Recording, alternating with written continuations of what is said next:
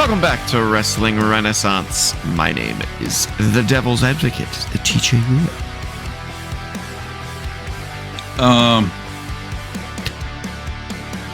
And I'm Cole 2K, your wagers champion. That is exactly who you are. Current champion, indeed. And today we are reviewing AEW Redemption, AEW's newest pay-per-view. If you've never watched the show before every WWE and NXT PLE, AEW pay-per-view, and sometimes TNA pay-per-view, we talk about the build-up to the shows and lock in our wagers, and on subsequent shows like this one, we break down the results and see how we fared in our wagers and rate each match on the Co-op Entertainment review scale of 1 to 10. And as mentioned, that might change. That might change. We might have to use the doofus rule for this one because, as mentioned, I was talking in regards to every AEW pay-per-view. Ooh, yeah. Let me tell you, it's getting rough. It's getting real rough. Let's boot up the Titantron 3000 here and talk top-level thoughts about AEW Redemption, which was held in Montreal, Quebec at the Bell Canada Center. No, sorry, at the Bell Center now. Yikes. What was it that we were comparing this to?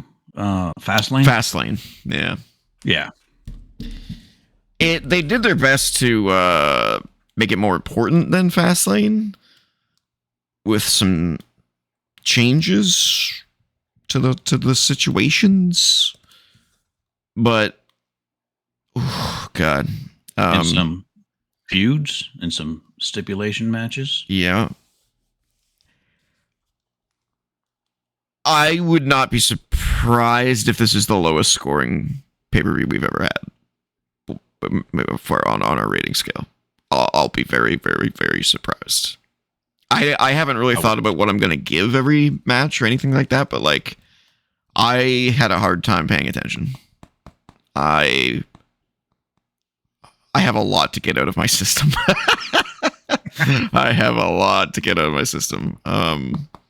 Yeah, it's. Do any involve barking dogs? No, I don't think so. No?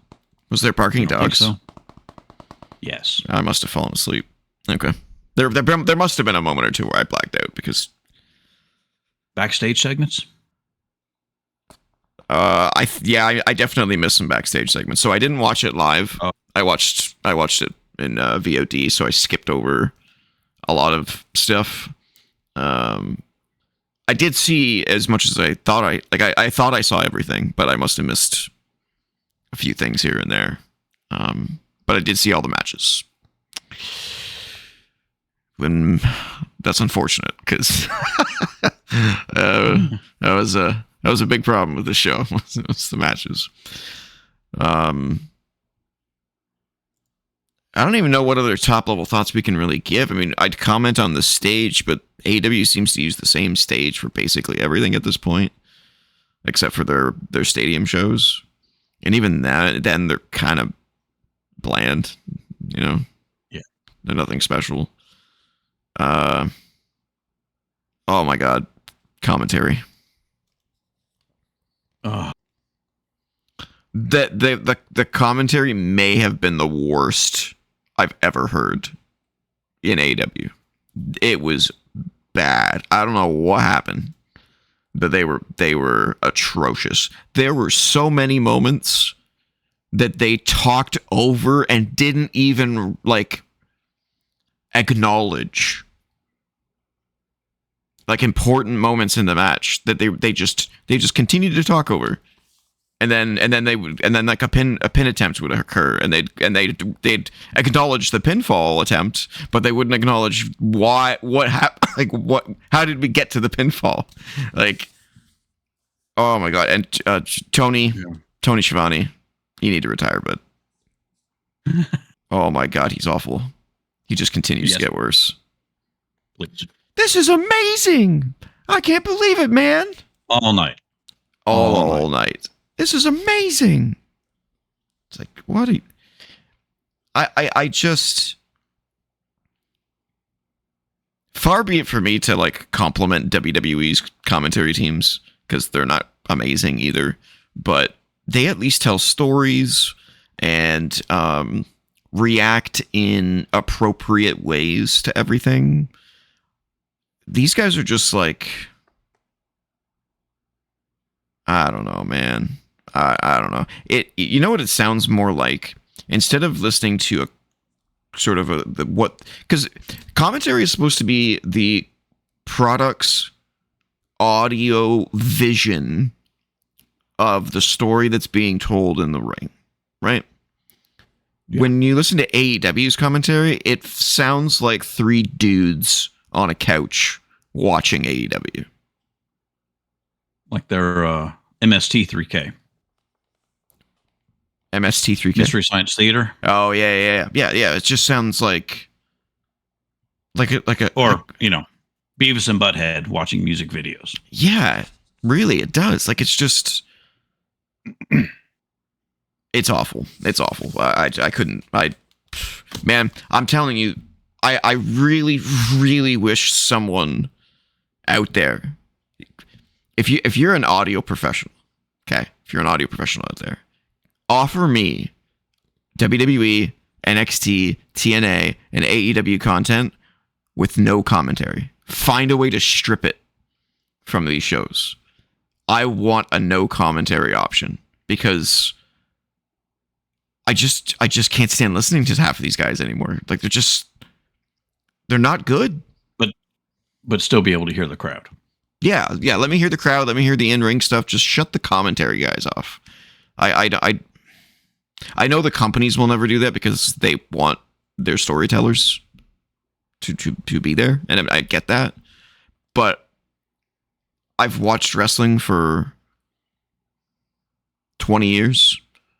I don't need them to tell me the story. If I can't get the story from watching the wrestlers, then the wrestlers are not doing their job.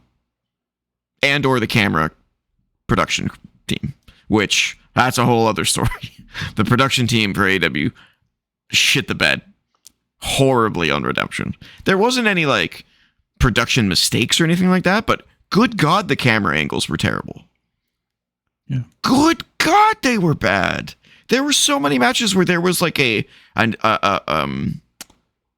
the word? Like a body part focus type match, like with Tekla and Willow in the ear, and they'd be attacking that part, and the camera is behind them, so all you're seeing is the back of the person that's being attacked, and I'm like, what are they doing to them? I can't see. Show me what they're doing. Yeah. Like it happened so many times through the show, it pissed me off.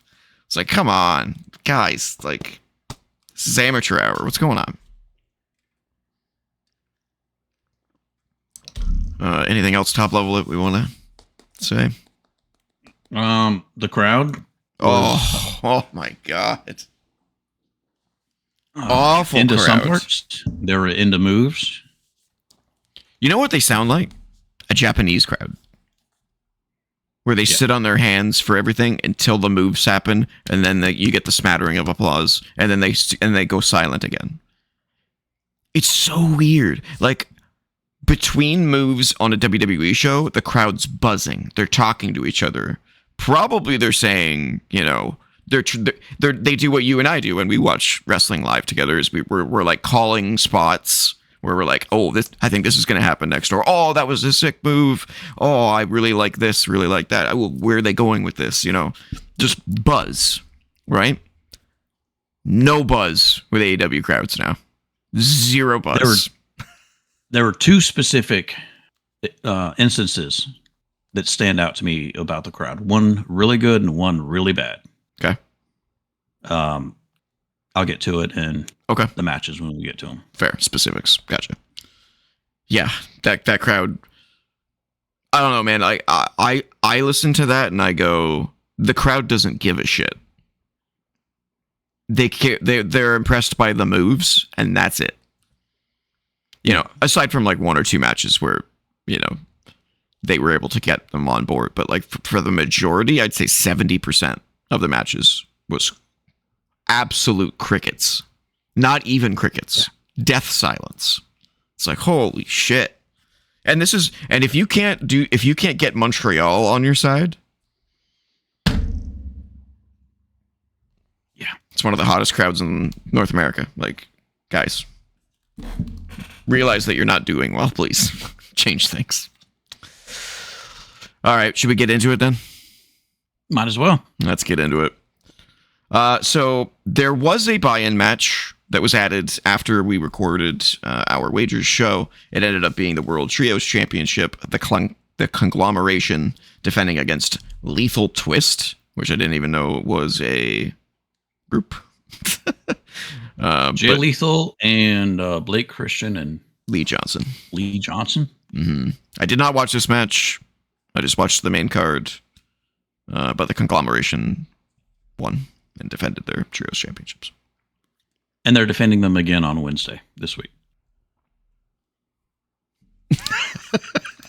Against Ricochet and his... Oh, the Demand. Roadies. Yeah. That should be a good... I'm not going to say it should be a good match, but... Could be. That could be a good match. Could be. A lot of what we're about to talk about could have been great. But it wasn't. Let's see what they had for what Bleacher had for notable moments and observations for the pre-show. Number 1, where can we buy the raccoon shirt McFoley was wearing? I don't even know what to say to that. That's crazy. Daddy Magic oversaw the Rougeau brothers tribute. They ended up beating up Rocky Romero. Really? Who's Rocky Romero again? I know he's someone. The short, dark-haired guy from the Don Callis family. The guy that walks around with Trent Beretta. But didn't he have a name before that? Like a different name, a different wrestler? No. No? He's always been... I'm thinking of someone else. Okay. Rocky Romero. The graphics for the conglomeration on the big screen were awesome. It fit the sitcom aesthetic perfectly. Oh, so they went with the Friends Saved by the Bell gimmick that they've got going on. Okay. Yeah. I don't mind that. It's kind of cool. Christian Cage stole Cassidy's jean jacket to wear during the match. Oh, not Christian Cage. Christian, the other Christian. Roddy hit a chop earlier in the match that made a very loud sound. When that is one of your moments and observations, I don't know what to say to that. It's a chop, guys. Christian's suicide dive into a moonsault was awesome. That's all they said. That's it. Who's? Christian? Oh, Blake Christian. Yeah. Blake Christian. All right, that's all. I don't have anything to say because I didn't see it. So let's move on to the first match of the night, which I did not correctly predict. The 6-way ladder match between Nick Wayne, Commander, Jack Perry, Speedball Bailey, the Beast Mortos, and El Clon. Let's do our rating for the match.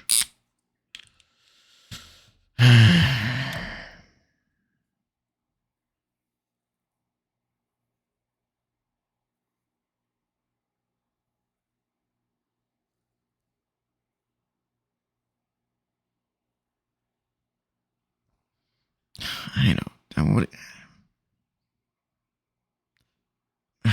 I'm between two. Do I go higher or lower? Yes. Okay. I went lower. You're the champ.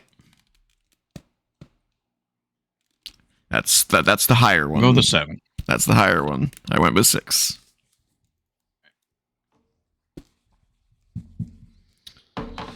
Okay. Would Cage and Doofus give it? Well, Doofus has not given his yet. Oh, okay. So we just had Cage match. 7.72. That's a little higher than we gave it, but in the ballpark at least. Well, as usual, Bleacher Report is not in the ballpark. They gave it an A-, which I think is an 8 or a 9. Yeah. It's an 8 on our scale. Notable moments and observations. It was smart to have all of the entrances take place on the pre-show to save some time. You know what would also save some time? Having Not less 5 hours. Not going 5 hours. Having less matches on your fucking card. Jesus. Not having everyone be so long. Yeah.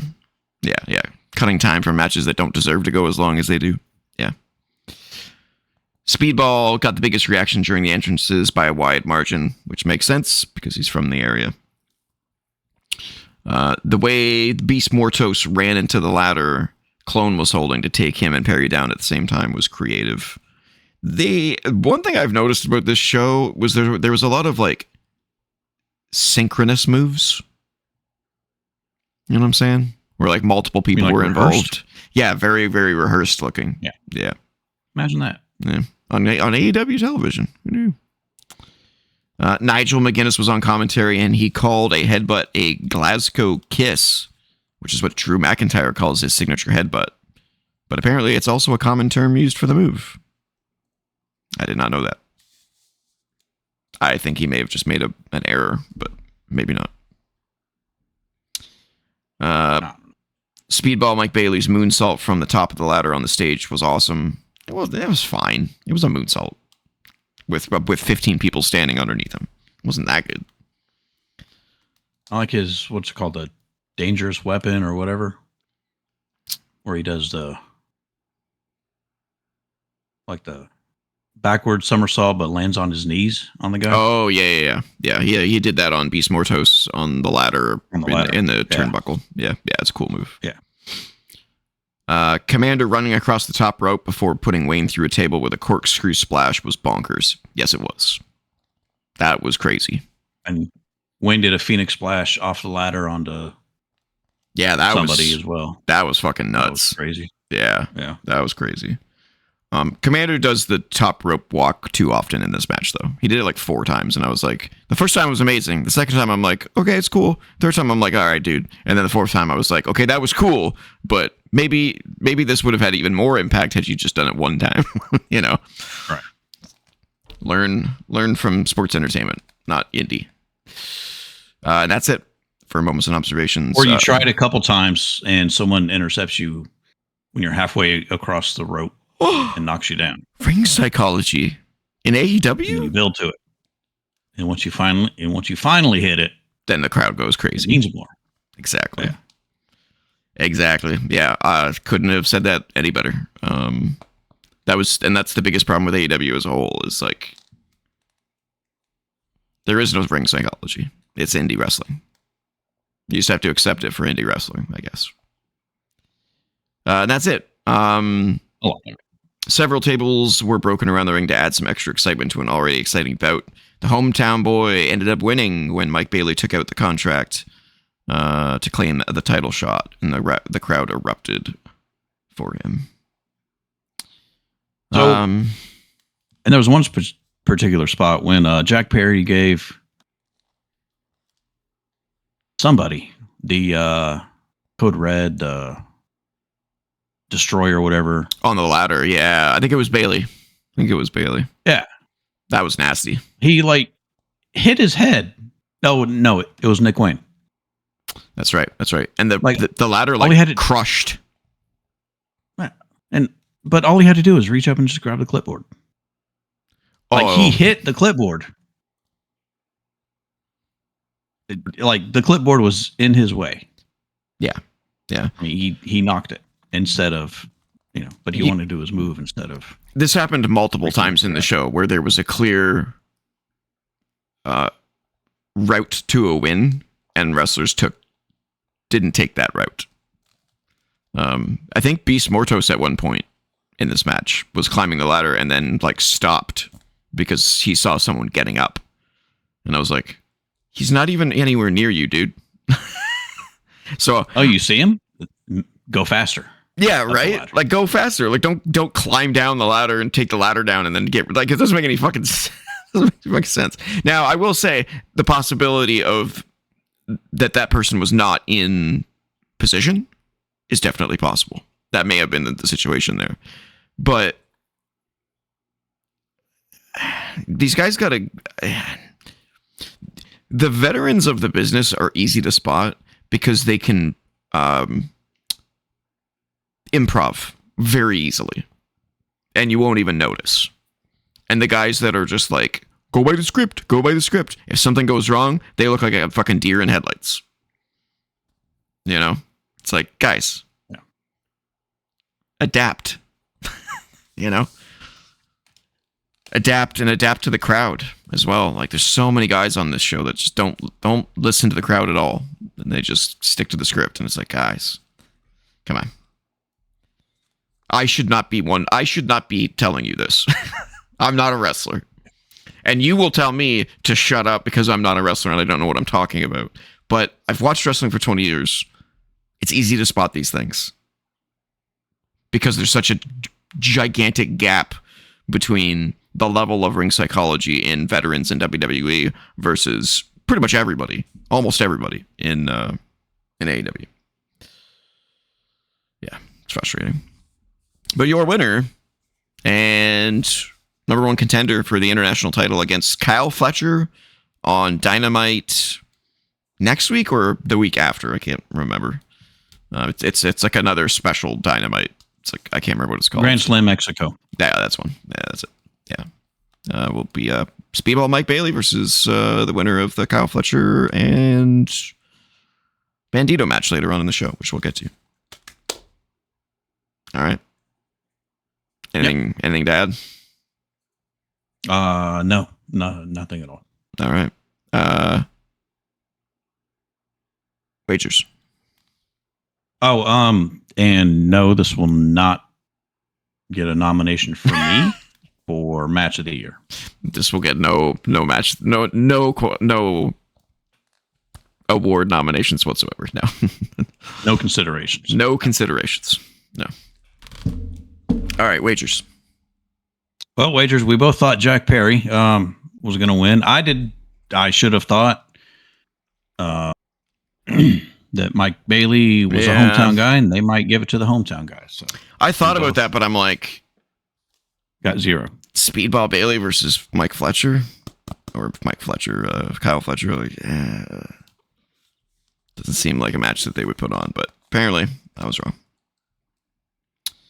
All right, second match of the evening was Will Ospreay and Jon Moxley versus the Young Bucks. Swoop to our rating.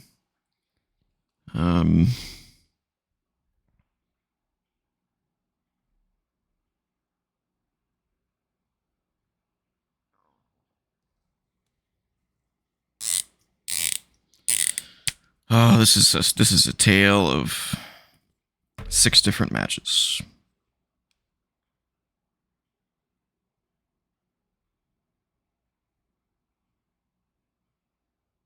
I don't know, man. I'm all over the place on this one. All right, I guess it's my go. Yep. 6. Oh, you might be able to talk me down. 4. All right, what'd Cage give it?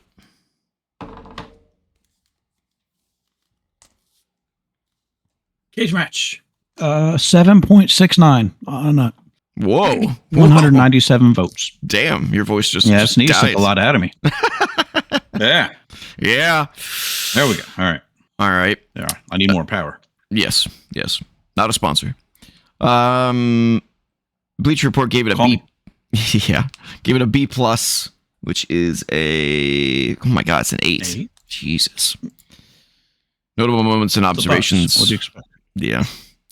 It was kind of surprising to see Ospreay come out with Mox instead of having his usual entrance.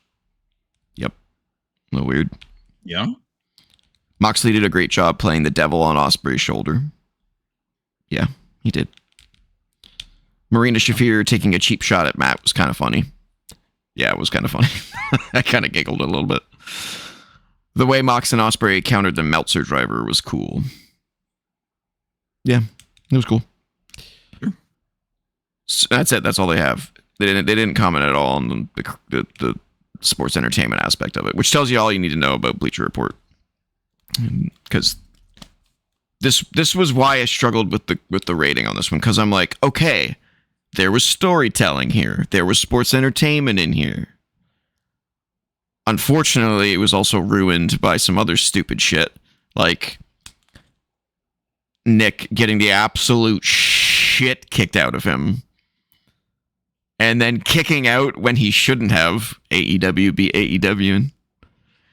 And then the whole like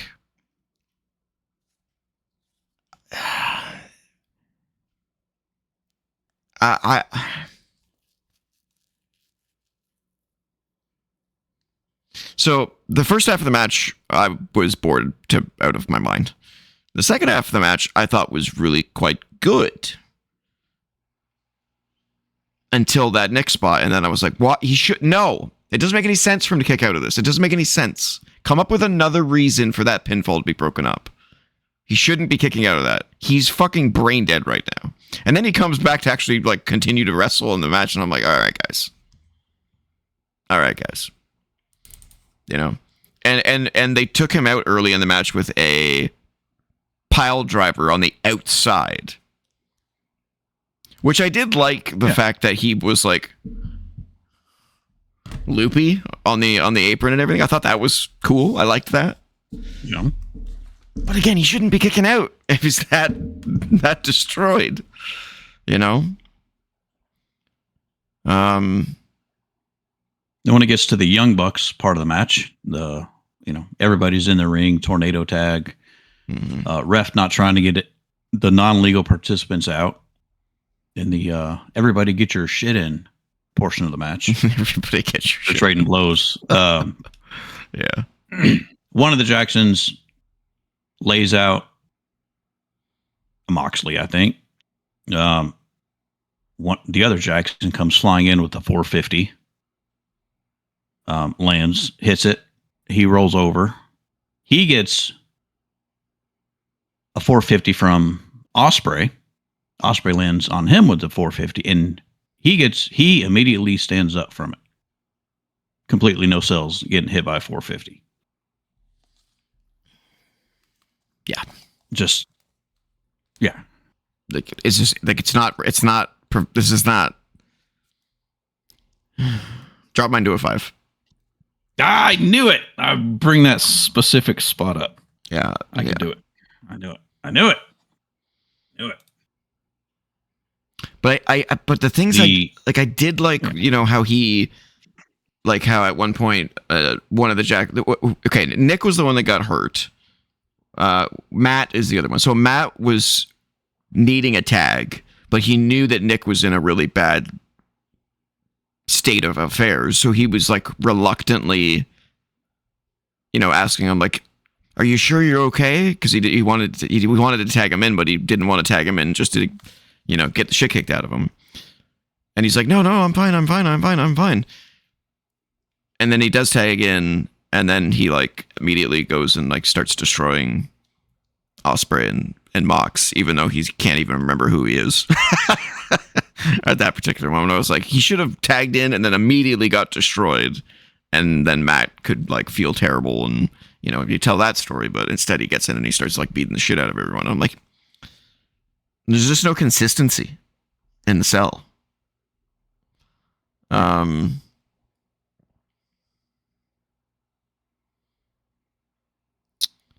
then, and you're still saying it was average. Because I have to give them credit for the storytelling stuff that they're doing, because they never do it. Oh, I did. I know.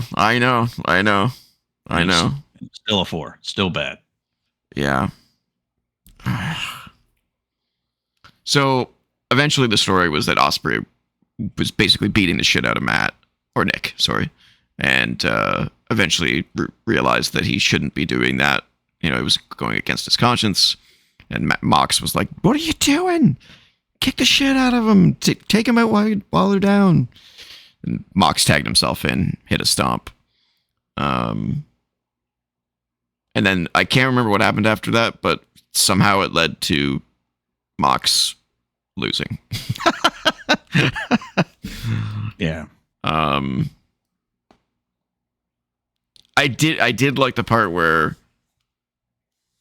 the Young Bucks took him out, and then he like woke up, went like did the double fingers to the Young Bucks, and then realized that he was alone because Ospreay was in the corner down. And he's like, oh shit, and then like the Young Bucks basically took turns kicking him in the face and then eventually pinned him. I did like that. That was amusing. It was entertaining.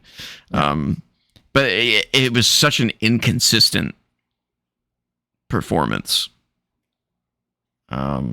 Plus, I still to this very second believe that the whole fucking Death Riders associating with Will Ospreay makes absolutely fucking no sense to begin with. Like, is Ospreay an idiot? Like, yes. Like, apparently he's just an idiot and trusts the Death the Riders. Group that broke your neck, yeah, and put you out of wrestling for 6 months. That put bags over people's heads and tried to kill Darby Allin, and it's like, just doesn't make any sense to begin with. So it's really fucking stupid. Yeah. And we'll get more into that later on in the show. That's all I got, though. I wanted it to be. I was pulling for it, and it just it failed. It failed. All right. Definitely no contenders for any awards. No.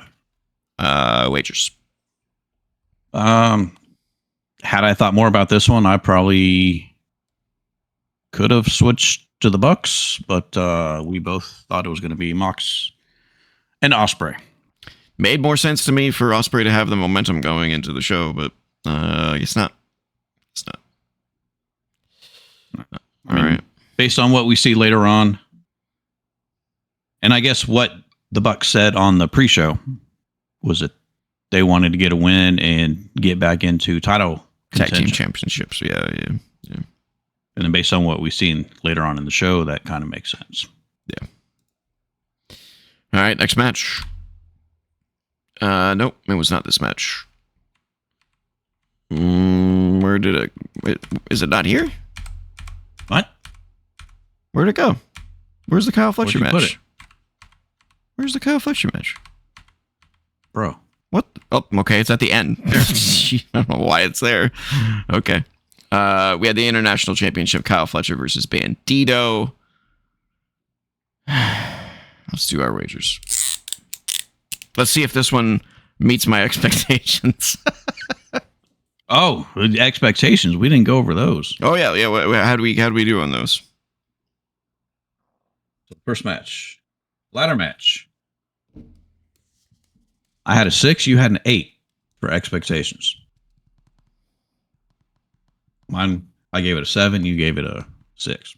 Yeah, fell short. Oh yeah, I didn't even go over some of the stuff in the fucking ladder match that I hated.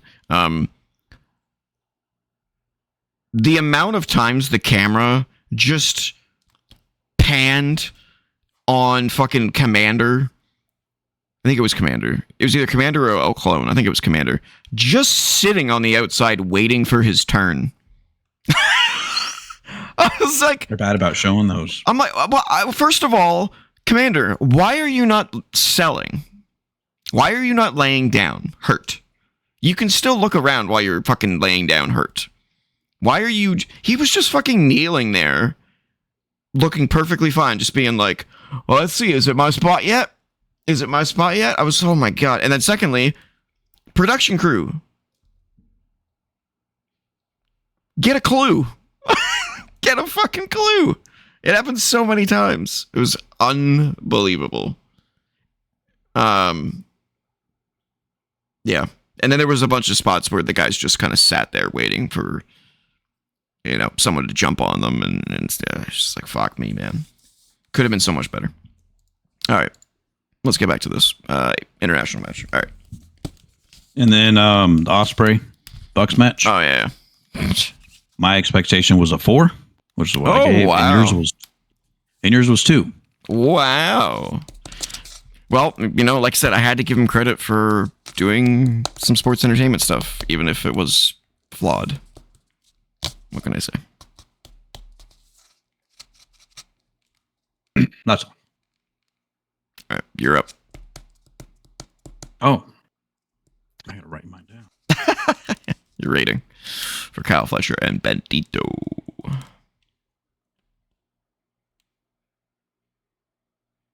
You know what? Let's do this differently. Okay. right before we flip it, tell us what the expectation was. That way we'll get an immediate, like, juxtaposition. So what was your expectation? I wrote both of them down. My expectation was a 7. Okay. And I gave it a 7. Oh, all right. And what was my expectation? Your expectation was a 7. No, definitely was not. I'm sorry, 1. Yeah. And it gets the 1. Fuck these matches. Fuck them. I'm over it. I'm over it. It's no longer acceptable to see Bandito kick out of fucking everything on planet Earth. Sorry. I dropped mine to a 5. Good job. I appreciate you. I can't do it anymore. I just can't. All right. What did Cage Match give this match? Probably a 9.8. Almost 8.88. Oh my god, you guys got to get a fucking clue. Bleacher Report gave it an A. Of course they did. So a 9. On fucking real. God damn it. All right. Notable moments and observations. Fletcher had some interesting headgear for his entrance. I didn't see the entrance. Was it cool? Me neither. Oh, okay. I don't know. Fletcher is really good at doing the thigh slap when he hits a kick without it being very obvious. Yeah, he's pretty good. Unlike the Bucks. Also, camera helps. Too. Yeah, camera helps. They appeared to have a slight miscommunication on an early exchange, but it barely slowed them down. Yeah.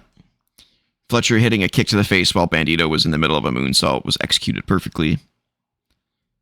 The way Fletcher countered Bandito in a way that turned into a 21-plex was very creative.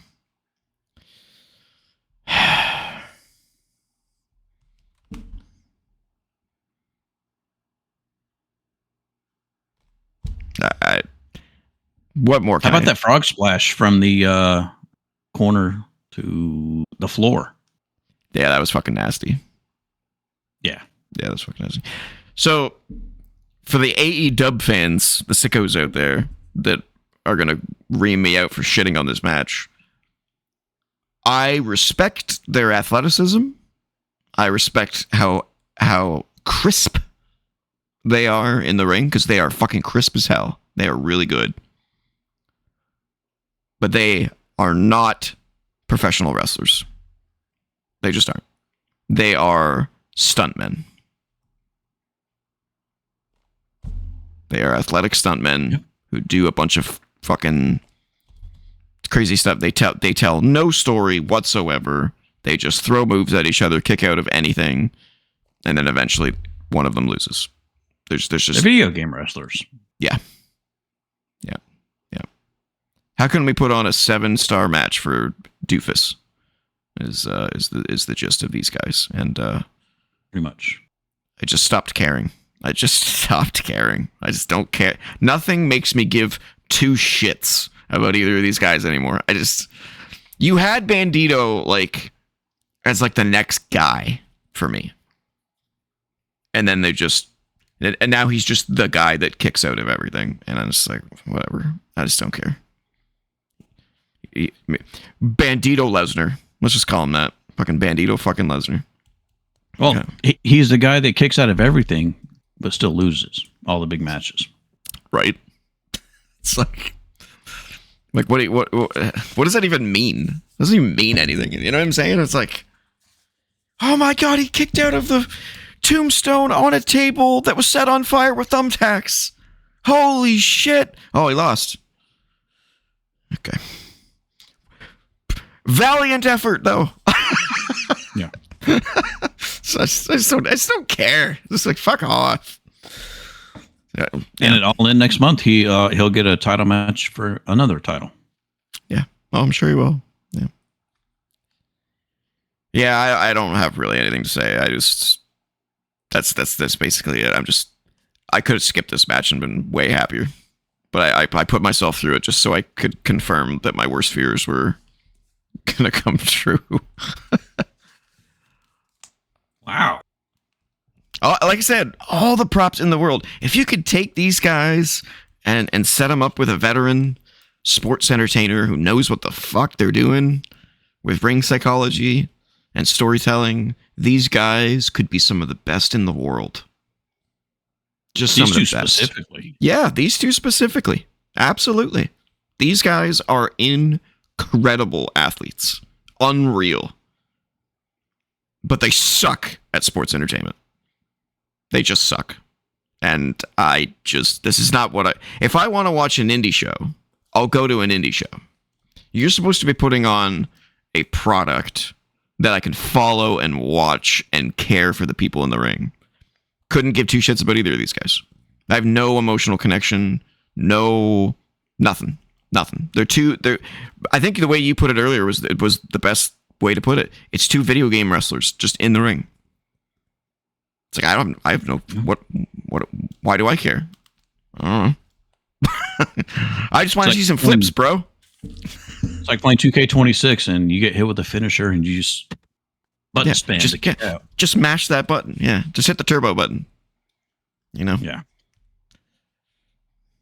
Guys, it's not wrestling. It's not. It's a stunt show. It's not wrestling. Sorry. If you like it, all the power to you. I liked it 5 years ago when AEW was just starting. Even three or 4 years ago, I continued to enjoy it. But we're we're nearing a decade of this shit.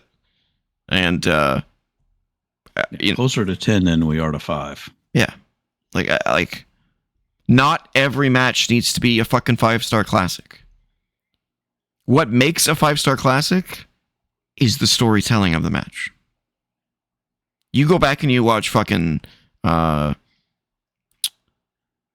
Triple H and Taker in Hell in a Cell with Shawn Michaels as the guest referee. They don't do fucking 16 high spots a minute and kick out of a million different tombstones through the fucking tables on fire. And they tell a story in the ring, and the pops that you get in that match, none of them are for, oh my God, look what he just did. That move was sick. All the pops you get in that match are for the push and pull of who the fuck is going to win. And you get nothing of push and pull of who's going to win in this match. Nothing. You just get, oh, that was a crazy move. You kind of knew because you kind of already knew who was going to win. And even if you got it wrong, it still doesn't make a difference. Because you didn't believe that he could win, like you said. And this happened a couple of times on the show. And we'll get to those in a little bit. But I've said it before, I'll say it again. I want to sit down with one of these guys and just be like, what are you what is the vision for this match that's different from the last 16 Kyle Fletcher matches or the last 16 Bandito matches? What's the difference? And they'll go, I don't know. And I'll go, yeah. You don't know. I don't know. That means I don't give a shit. Yeah. I don't know, man. I don't know. And then on top of that, you hear fucking Tony Schiavone going, "This is the best match I've ever seen in my entire life. It's amazing. Check out, how much can he take? How much can he take? It's unbelievable." You're right. It is unbelievable. That's why that's why it sucks. That's why it's a 1. Yeah, that's why it's a 1. It's offensive. It's not good. It's not wrestling. Sorry, guys. Actually, I'm not sorry. It's not wrestling. And it could have been 10 minutes shorter and still been as good as it was. This was 26 minutes. Yeah, it's only you got to fit in the 16 kickouts, the 17 false finishes. Yeah, hated it. This was the longest match. Oh my! Why? And it felt every bit of it. Yeah. Why was it It the was last longest time match? too, I think. I think the Fletcher one was last time too. Oh my God. Why do we need why? That's my question. Why is the International Championship the longest match of the night? We need to move on before we have an aneurysm. Wagers ready? Yeah, we did everything else. Yeah. No, fucking certainly no contenders for an award. Certainly. We both thought Fletcher was going to win. Me for 5, you for 7. We finally got something. Finally on the board. Finally. And for those wondering why we don't have bonus questions, it's because the card looked like shit. And we just didn't bother. Yep. Didn't bother with the bonus. No. There wasn't enough to bonus. Like there wasn't enough juice. Wasn't enough meat on the bone to come up with creative bonus questions. There was one match that there was a bonus question. I must have forgotten about it. We'll have to get there. All right, the next match. Let's see if I can get where we were on the fucking card here. Was the double chain match, the Bang Bang Gang versus the Dogs.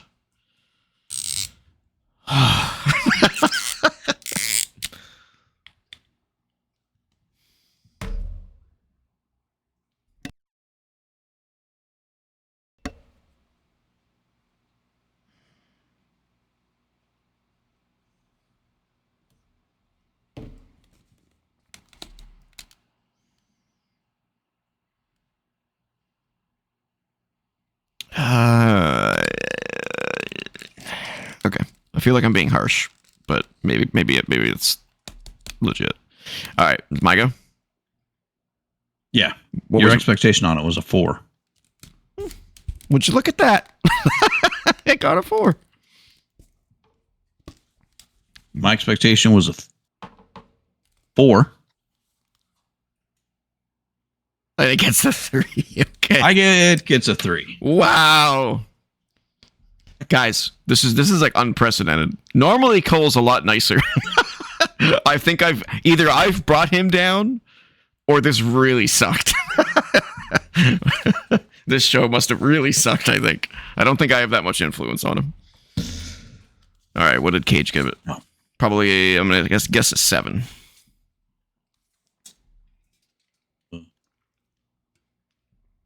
Oh, wow. 166 votes, a 4.51. Hey, the sickos finally agree. Look at that. Wow. Well, Bleacher Report didn't. They gave it a B, which is a Sickos maybe 7. saw no real heat in this match. Yeah. So Bleacher gave it a 7. Notable moments and observations. It was smart to make this a double chain match instead of a strap match, so nobody compared it to FTR versus the Briscoes. I never saw that match, FTR and the Briscoes. Did you? That was a Ring of Honor pay-per-view. That would be why. The crowd was singing "Who Let the Dogs Out."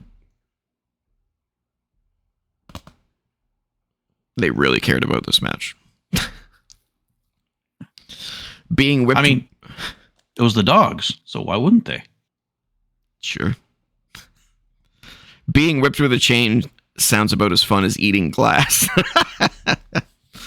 Yeah. It looks. We're getting drilled in the head. Yeah, we'll get to that. Yeah. The chains look painful. They look painful, but they were pretty safe though. Like they would hit like the ground before they hit the guy. You know. I don't know. I saw one where it didn't hit the ground. It wrapped around and whipped him in the stomach. The whiplash effect. Was that on the outside? Yeah. When they were on the outside? Oh no, That was in the ring. Inside. Oof. Yeah. Jay White took a nasty bump on his head when Finley hit a slam. Yeah, God. He almost fucking just died right in front of us. Yeah. Almost died.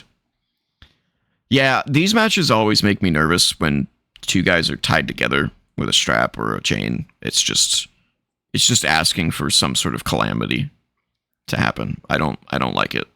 It just makes me like anxious watching it because I'm just like, all it's going to take is the chain or the strap to wrap around the wrong thing at the wrong time, and there goes your wrist. there goes your shoulder or there goes your neck. Who knows? You know, like, you gotta be real fucking careful. And those chains were long.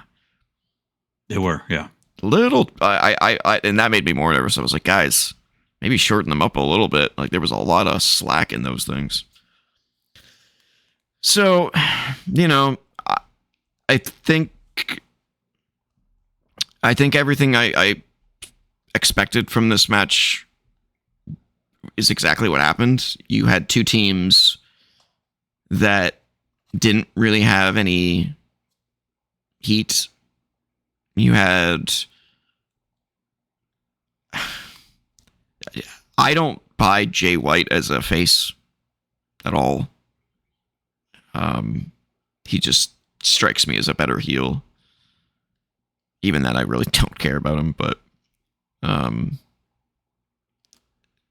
and the being strapped together with the chains sounds like a cool idea on paper, and then you see it on practice and you're like, man, it really kind of limits them, doesn't it? But with as long as they are, or as long as they were, it really didn't too much. But they had to be so careful. The amount of times that they would like have to look down and make sure that the two chains were not wrapping around each other. Because that happened a few times. Make sure they didn't cross the streams. Exactly. Definitely don't want to cross the streams. Nope. Nuclear fusion. It's not good. Yeah, that happens so many times. I've seen Ghostbusters enough times that you don't want to cross the streams. Nope. Nuclear fusion. It's not good. It'd be real bad. Yeah, so it felt like the guys were being super careful, which is a good thing. You know, it's a professional thing to do. But just the nature of the match kind of took away the excitement because it was just really slow and really plodding, and yeah, it was. I was gonna give it a 5 because I was like, it was better than it had any right to be, but it was still bad. so I landed on a 4. Yeah, mine was a little worse than I thought it was going to be. Nearly got dropped on his head. Yeah, that was bad. The wrong team won. Yeah, I guess I didn't talk about the ending. Garcia and Yuta, God, I can't even speak, interfered and attacked Jay White, but the Guns and Ace Austin showed up to help their allies. Marina Shafir snuck the shillelagh to Finlay, used it to nail Robinson, and the Dogs are your winners. So you bring Jay White back to lose his first big match. And where does this leave the Dogs? You would think this would leave them in a tag team championship position, but apparently not. They just had a championship match in the last pay-per-view. Well, there you go. So where does this leave the Dogs? I'm assuming that there'll be a rematch. I assume this isn't over. As if I really wanted to see more of this. But who knows? Don't you though? Yeah. No award nominations. No, not at all. No. Wagers. Well, we both thought the Bang Bang Gang was going to win. We got Bang Bang No. Bang Bang No. And this is the match that we had a bonus question on. Oh, okay. What was it? It's a chain match, right? You think there's going to be blood? Oh yeah, nobody bled, did they? Yeah, who's going to be the first to bleed? Nobody. Well, nobody. So the only bonus question, and nobody got it. Nobody got it. I love it. Love it. All right, moving on. And that's something that Nigel even pointed out at the beginning of the match was... I can't believe no one's bleeding. It's a chain match. Violence. You know, there's going to be a lot of violence. You think there's going to be blood. No blood. Weird. Yeah. I guess they just wanted to save it for the Jericho match. I guess. I don't know. All right. Next up was the TBS Championship. Hikaru Shida defending against Maya World. So your rating. You sound so excited. Oh my god, dude. I'm just...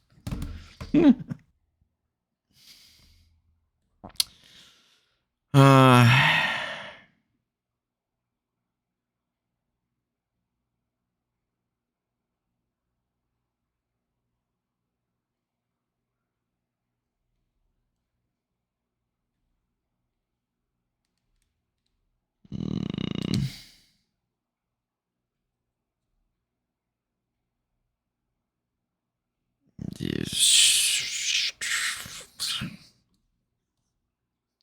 okay. Okay. You're up. What was your expectation? Meh. 5. 5. You gave it? Meh. A 5. What was my expectation? 5. Meh. Meh. 5s across the board. I think that's a first. 100% expectation, 100% the same, 100% fulfilled. I like it. All right, what did Cage give it? I'm gonna guess a 6. 5.54. Wow, even they gave it a 5. Look at that. Yeah. 147 votes. What do they call it? What do you call a fiver? Not a quintuple. Quintuple 5s? Yeah. Damn. Well, it's not a sextuple 5s because Bleacher gave it a B-, which is a 7. Oh, I don't know what show they were watching. Notable moments and observations. Hikaru Shida has been working as a heel, but the crowd was more cheers than boos during her entrance. That's because nobody actually watches AEW television. I mean, she's a good wrestler. Yeah, that too.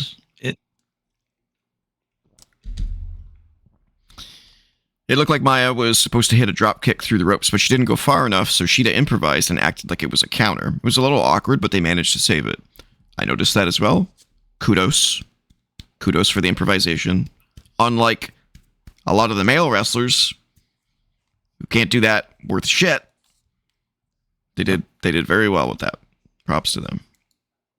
A couple of the kickouts in this match had almost zero energy behind them, almost as if Maya and Shida were blown up. I think they were definitely blown up, not because they were out of shape or anything. I think it was just because the crowd sucked. It's really difficult for a wrestler to keep their adrenaline going when the crowd is fucking silent as the grave. I'm making no jokes. Why? What'd I say? Oh, you didn't say anything. Oh, okay, no. Good. I know. Okay, I think I know where you're going. Maya survived some brutal moves from Shida before she caught her with a pinning combination to get the upset win and become the new TBS champion. Yay. And the crowd was like, the crowd was like, yay. Yay. Well, this was the come down match from the electrifying high octane Fletcher match. Yeah, always a good thing to put your come down match as a championship match where someone wins a new title. Always good booking. Always good booking. Yeah, I don't have anything else to say. It was fine. Again, I just don't have much connection to either of these ladies. They did fine, but AEW's creative just sucks. It just sucks. It doesn't make me care. And their women's division more so. Yeah. They don't put any effort in. Remember all those Fatal 4-Ways? They were great, weren't they? I guess. All right. Definitely no contender for any awards. No. Wagers. Well, we both thought it was going to be a new champion, but not too confident because we both only put 2. Alrighty. So between rating, expectation, and wagers, that match was a complete wash. Yes, it was. Like it never happened. Thank God. Except it did. Except it did. All right, next up was the AEW World Tag Team Championship. Cage and Cope defending against Pac and Claudio.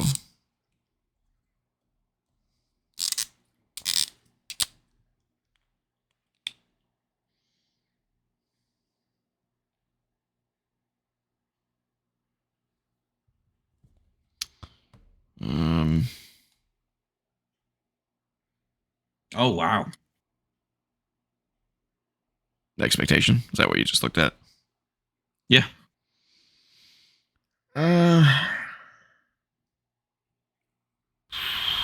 Fuck. Between two again. Higher or lower?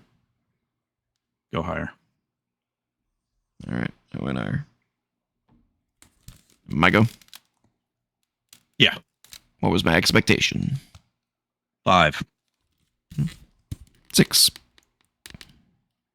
My expectation was a 6. I gave it a 6. We are 2 on the same page. It gets creepy sometimes. It gets creepy. All right. What did Cage think of it? I'm gonna say a 7. 6.5. Oh wow. Wow. All right. And Bleacher gave it a B-, which is an 8. What show were you watching? This was not a great to amazing show. Like, what the fuck are you doing? Good lord. Notable moments and observations. Claudio using his mask despite not being the CMML champion anymore is funny. Sure it is. Sure. It's hilarious. It's still weird to see Pac wearing a singlet. He's been using it for months, but somehow it still feels wrong. I actually like it. I prefer it. I think it looks better than the fucking tighties. Well, sometimes he uses the singlet with long pants. Oh, I haven't seen that. Sometimes he does it. Yeah. Yeah, this was like the shorts. Singlet Yeah. shorts. I think that's where he should stay. He could use a little bit of a tan, though. Yeah, he's a little pale. Little pale boy. The double clothesline spot with Cope and Claudio looked good. Okay, I don't remember that particular spot, but sure. So besides the ladder match, this was definitely the best match up to this point. But that's not a good thing. Because it was fine. It did its, it served its purpose. It was entertaining. But it really didn't have any, like, it just didn't feel like it had any stakes. Just like with Fletcher and Bandito, it was like pretty obvious the Cage and Cope were going to retain. And so it just kind of felt like going through the motions a little bit. And there was one really stupid spot in the match. You know which one I'm talking about? Okay. There was one really mega stupid spot in the match. Which one do you think it is? Remember. Edge was beaten up. Really sticks out to me. Or sorry, not Edge. Cope. Cope was beaten up and in the crowd, basically down. And Claudio and Pac were beating up Christian in the ring. And they do so well that they're about to give him the, what do they call that move?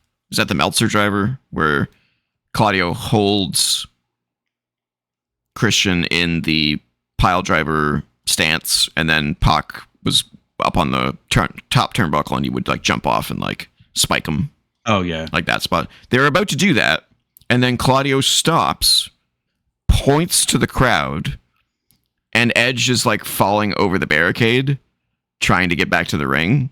So they stop, and Claudio runs out of the ring to attack Cope, and then gets thrown into the crowd. And I'm like, Cope was just sitting there, down. You had the win right there. But instead you decided to stop? It made no fucking sense whatsoever. It wasn't like Cope was like running to the ring. He literally was like falling over the barricade half dead. Like, oh. And Claudio's like, oh, he's stirring. He's stirring. We should go. While Pac is up on the turnbuckle, and Claudio's got him in that stance. It was like, why didn't you do the move and then run out and attack Cope? Yeah. It made no sense. I was like, what the fuck are you doing? I mean, was Cope supposed to be like closer to the ring or something? Like, it was bizarre. It was bizarre. What were some of the other spots that you were referring to? Well, there was, you know how it said there was two specific instances with the crowd that stuck out to me. Yeah. This was the good one. Okay. Yeah. Christian this was after he had finally made it to the ring, but then got beaten up again and got pushed out. So he was out on the ground, laying, selling. Copeland he got a little bit of a breather, then went crawling back to his corner to look for the tag, saw that Christian wasn't there. So he stood up and was kind of shook himself off, and the crowd started to get behind him. The crowd was into it. Mm-hmm. The crowd was into him. Yep. Because he's a star, because he knows how to get that kind of reaction from the crowd. And nobody else in the company does. Right. Well, that's not true. MJF knows how to get a reaction from the crowd. There's a couple people, but for the 95% of the people in AEW don't even really acknowledge the crowd exists. They're so bad. Yeah. And he didn't have to acknowledge the crowd to get them to cheer for him like that. Right. He's just a good in-ring storyteller. He's a good ring psychologist. He gets how to get that out of the crowd. Yeah. And it was like, he stood there, saw that Christian wasn't there, and he's like, I got to man up. I'm going to do this on my own. Mm-hmm. And the crowd got behind him. Yeah. Yeah.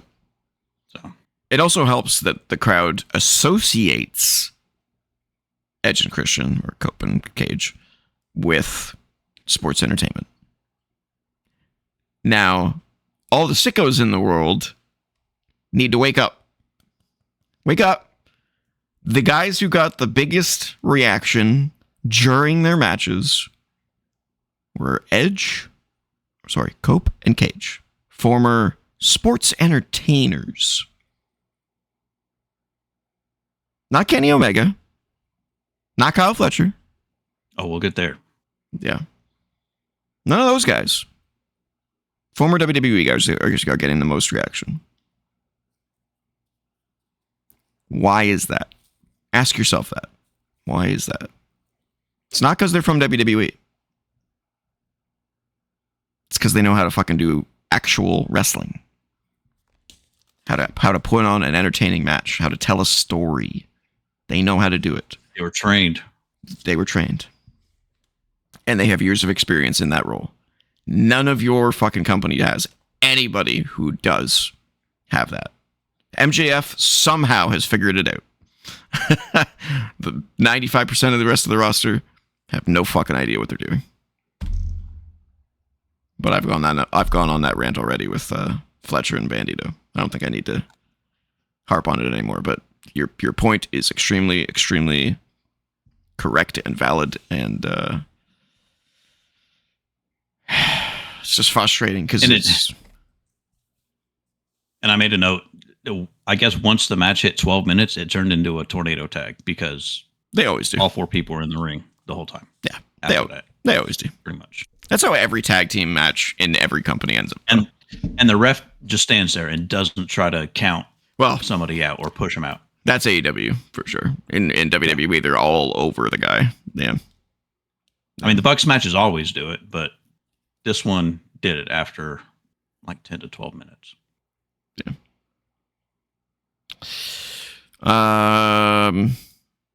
Yeah, that's all I got. After the match, so obviously Cage and Cope won.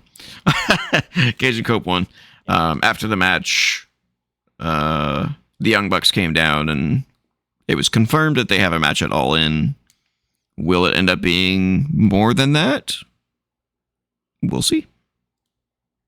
Will there be a stipulation added? Will there be any more teams added?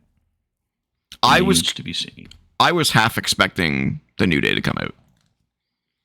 So they can't yet. Oh, they're not within their 90 days yet. Correct. I think they've got another week. Oh, that sucks. They were they were a week behind everybody else. Damn, that sucks. But we didn't get any WWE debuts though. Nope. None from the group of 12 that are free agents. Interesting. All right. Wagers. Well, like you said, the ending was predictable. The winners, me for 9, you for 10. That was your big one. That was my big one. That's what she said.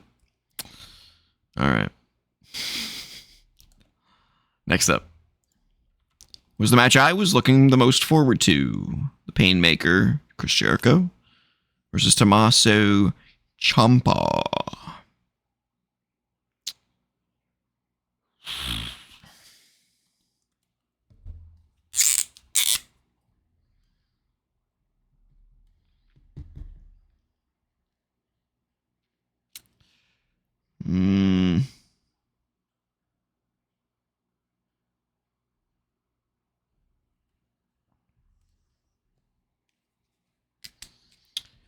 Okay, my go, your go.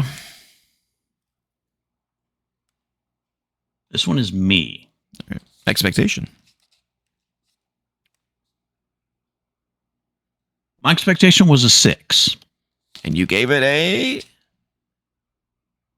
Oh no, you're breaking my heart. Oh no. Okay, what was my expectation? Your expectation was an 8. Okay. Yeah, I gave it a 6. Gave it a 6. This should be an interesting conversation. What did Cage give it?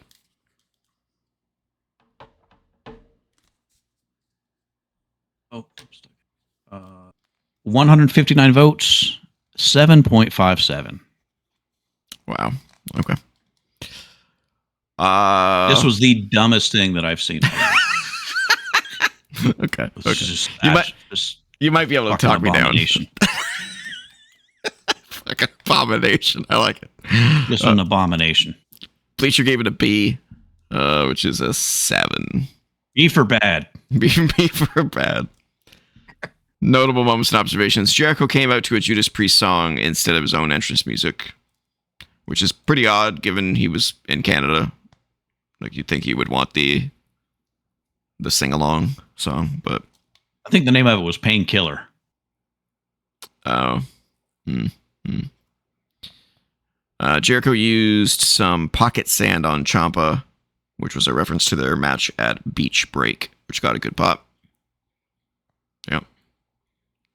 Ciampa taunting the crowd about hockey was funny.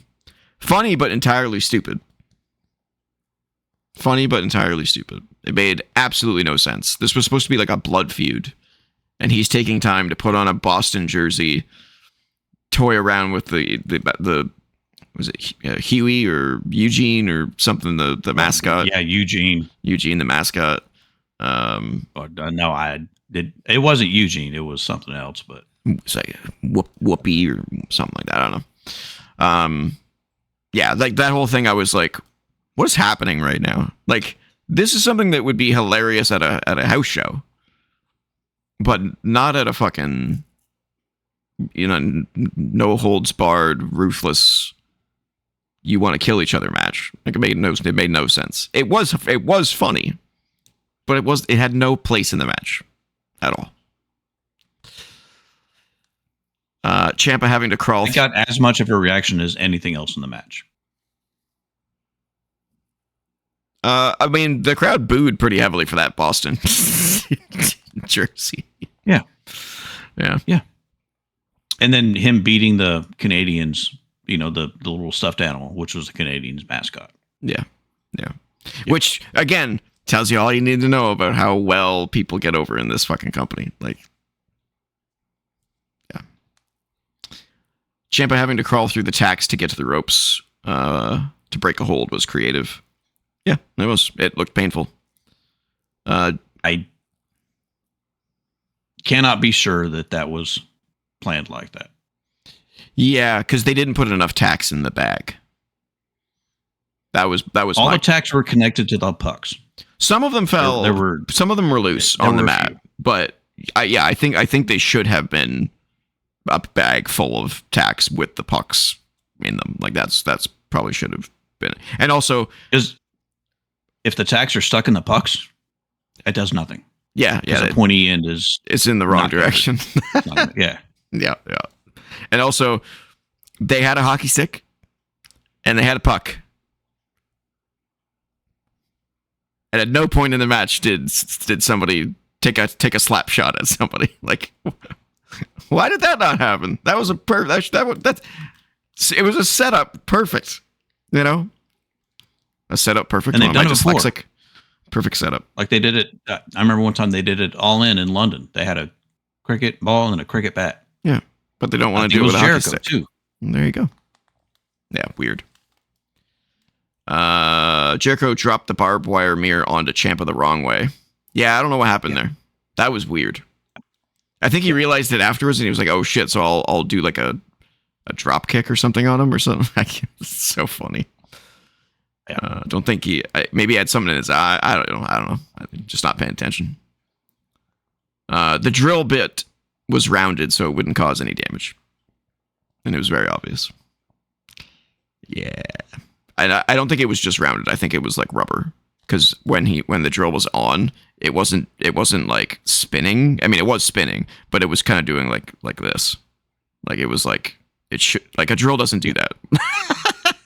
A drill doesn't do that. That being said, and I don't know how. I mean, Jericho won the match. Mm-hmm. I don't know what the ruling is. It was very unclear why the match was stopped, but Ciampa tapped out when the drill was going out. Yeah. Once again, bad camera work, because they couldn't catch it for some reason. But yeah, he tapped out. Okay. Yeah, it was a mess. I was still entertained because it was just fucking weird. and in a show where everything was boring the piss out of me, this was like a bright star for me, because I was just like, finally something I can actually like pay attention to and not be completely bored out of my skull. And there was a lot of biting. Yeah, there was quite a bit of biting. A lot of blood. Fucking sandpaper used at one point. Jericho sandpapered Ciampa's head. Man, he was missing a chunk of scalp, like the size of a fucking dime. No, maybe bigger than that. It was like size of like a loonie. For those those of you who are Canadian, it was big. It was like that big on his forehead. It was just missing, which I'm assuming was from the sandpaper, but I don't know. Look nasty. Yeah, it was just a mess. It could have been so much better. The cheap heat was amusing, but it's cheap heat. And it didn't belong in a match where there's two guys trying to kill each other. Sadly, it was my favorite match of the night, which tells you all you need to know about the quality of the show.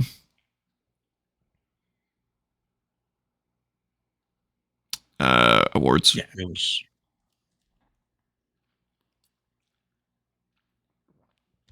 I don't think probably not. Yeah. All right. Rating. We already got it. Sorry. Wagers. I'm loopy today. I don't know what's going on.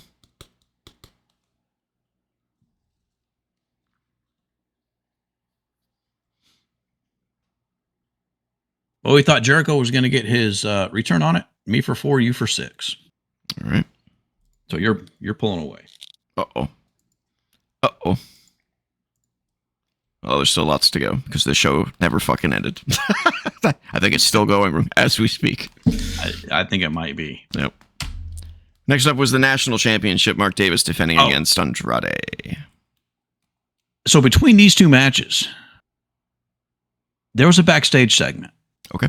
And I encourage you to go look and watch this. It had the Divine Dominion being interviewed by Mick Foley. I saw the tail end of it when Mick was like being asked to kneel on the ground, and it was like really awkward. Yes. Yeah. What the fuck was that? Well, he was standing up next to them, asked them a question, talking about how they've beaten all the teams, but one team they haven't beaten is the Brawling Birds, which is probably who they're going to be, whoever meeting that it is. all in, right? Jamie Hayter and the other Britain. The other bird. Windsor. Oh, okay. Alex Windsor. Yeah. They tell him, what did they say? I had it. They're telling him, have you ever seen a more dominant team, more violent team? And they bossed him around. They told him to have a seat and bow down. Well, he said apparently he thought he heard them say bow wow. So he started barking like a dog. Oh, this is that reference that you made. Okay. Yes. Do you think it was an ad lib, or was it written that way? I don't know. But it was terrible by the sounds of it. Yes. Like you remember how Vince made Trish get on her knees and bark, and yeah, it was like that. Weird. Mick Foley, of all people. Yeah. Yeah, they're making him look real good to face MJF in a hardcore match. if that's in the plan still. Yeah. That's weird. Yeah. Okay. All right. Rating for Davis and Andrade. I kind of don't want to go watch it now. I don't think I need to see. No, you please. I had to watch it. No, I didn't have to watch it. I did watch it. You should too. Yeah, you didn't have to. Okay. But I couldn't turn it off. It's a train wreck. That's what happens. Yeah. I was hoping Bleacher Report would rate that.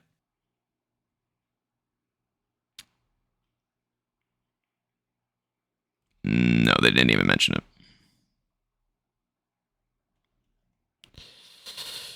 Man.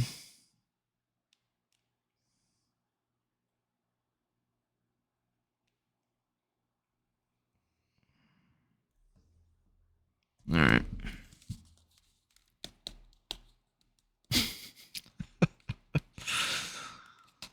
All right. My go? Yeah. What was my expectation? 8. Oof. 6. My expectation was a 7.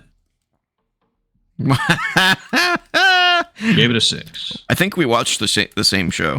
I'm pretty sure. Pretty sure we did. All right. Cage. This is depressing, by the way. 155 votes, 7.06. And as always, Bleacher Report, the brown noser, B+, somehow, an 8. Notable I was moment. between a 6 and a 7. No, notable moments and observations. El Idolo had a fun entrance for this one. I didn't see it. Was it good? Got a new theme. Oh, okay. I think he is the... Oh, what is his... The Spanish stripper. I don't even know if he's Spanish. I think he's Mexican. The Mexican Menace. The real Latino man. Wow. Yeah, he's the real Latino man. Wow. That's creative. All right, then. The elbow Andrade hit to start the match looked brutal. So yeah, at the very beginning of the match, Andrade comes out with a basically a Judas effect. Oh, do I talk about that now? Yeah, I'm going to talk about that now. This is just another big issue with fucking AEW. When all of your matches are attempts at 5-star classics, if you're gonna do that, you need to talk to one another so you don't use the same moves. And in a card with 10 fucking matches, that's really difficult. But it's clear that they don't try at all. Every match, every move is fair game. And so when you already see Jericho use it twice in his match, and then you see Andrade use it 2 or 3 times in this match, kind of one of the times that Jericho did it was with an elbow pad with thumbtacks in it. Yeah. It just loses its luster over time. And that's exactly what happens with the pile driver that AEW does. It's exactly what happens with basically every move they do. A moonsault. How many moonsaults were on this show? 40? Like, these guys got to talk to one another and be like, all right, I'm going to do, this is one of my big spots. Make sure you guys don't do this type of thing, you know, because then it becomes special. The match after. Yeah. Like the Judas Effect elbow. This was right after Jericho's match. Yeah. Good point. I didn't even think about the fact that it's right after like, talk to each other, guys. Or here's an idea. If it was 5 or 6 matches later, you kind of forget about it. It might be okay. It's not as bad. It might be all right. Yeah. Moonsault won't matter because everyone fucking does a moonsault in this company. But yeah. Or here's an idea. Just don't use other people's finishers. Stop. Protect the finishers. Finishers don't mean anything anymore. It's really irritating. The cutter. There's one finisher. There's one finisher? Yeah. In this match or just in the company? One off the top of my head that I can think of in the company. Heatseeker? Kenny's. Oh, One Winged Angel. Yep. Yeah, that's one of the only ones that's actually protected. I would agree. Even the Heatseeker is not really protected. It's not copied, but people kick out of it all the time. It's kind of like Orton's draped DDT or whatever. Yeah. God. Yeah, so I wanted to point that out. I'm just like, you know, when you have 10 matches and you all use the same moves, it's like, okay, guys. Everything's a suplex, you know. Does anyone else want to know what was in the drink that Andrade spit at Davis? Nope. I wasn't curious at all, actually. I don't remember that spot. Andrade's moonsault from the top rope to the floor looked awesome. Yeah, except the fact that it's a moonsault. And we saw about 18 of them before this. So, you know. After a hard-fought battle, though, Andrade was able to get the win and become the new national champion. So this was above average, but one thing that kind of stood out to me was Andrade.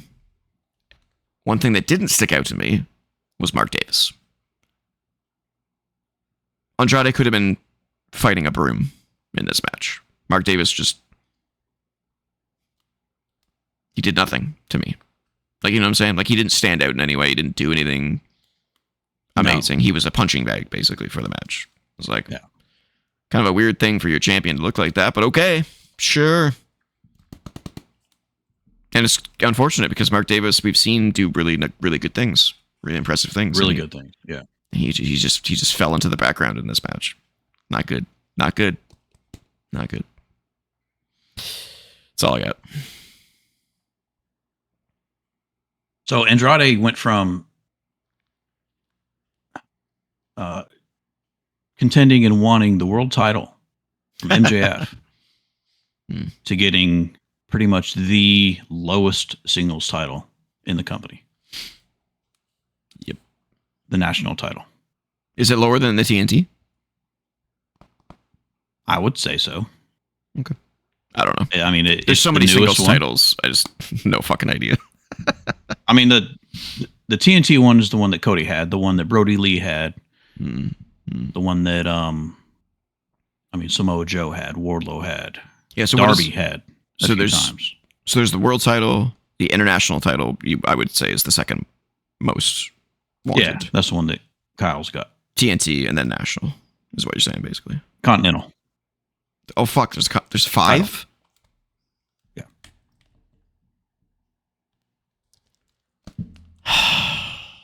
Tag titles, trios titles.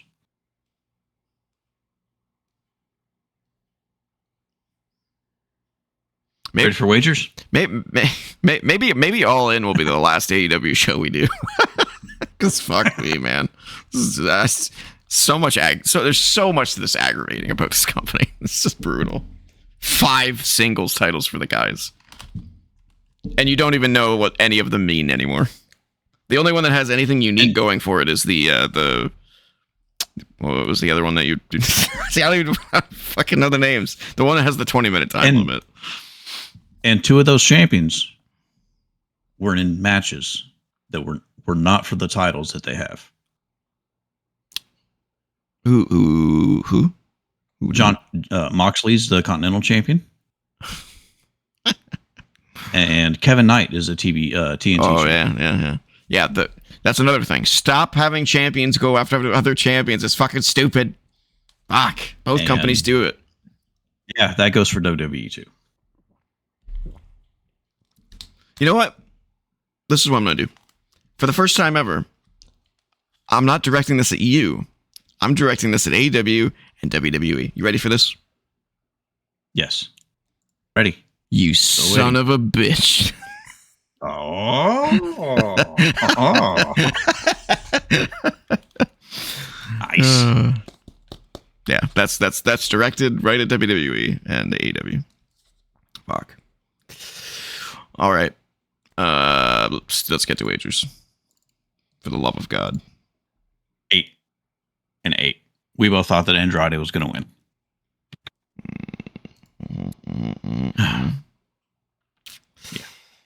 Yeah. All right. What's next for him? I don't know. Yeah, I have no idea. Probably a rematch. A match against someone from the Don Callis family. I'm sure. Half the company's the Don Callis family, so I'd say that's a good bet. Yeah. All right, 2 more matches. The AEW Women's World Championship Tekla versus Hello Nightingale.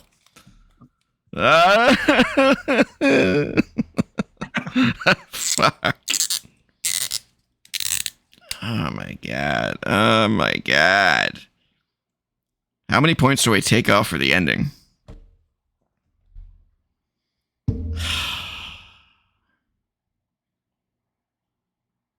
Oh my god.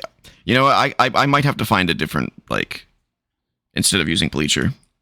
I'm reading some of the stuff already, and I'm like, what the fuck are you talking about?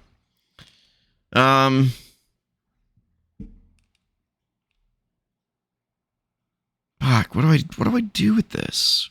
No. Don't sugarcoat it.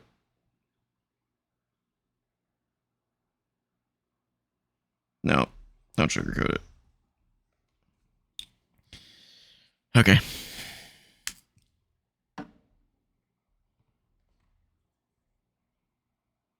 Okay. Whose go is it? Mine. Expectations.